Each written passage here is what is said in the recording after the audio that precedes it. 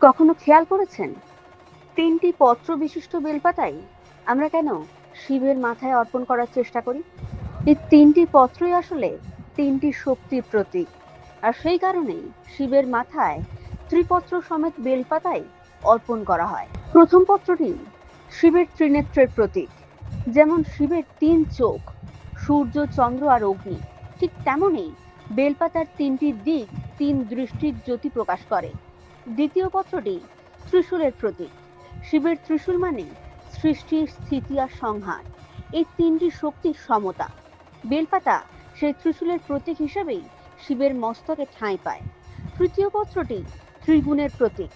প্রকৃতির তিন গুণ সত্য, রজ, তম, যা শিব নিজে নিয়ন্ত্রণ করেন। শিব পুরাণে বলা হয়েছে, ত্রিদলং ত্রিগুণাকারং ত্রিনেত্রং চ ত্রিয়ায়ুধম ত্রিজন্ম পাপ সংহারং বিল্লপত্রং শিবপ্রিয়ম।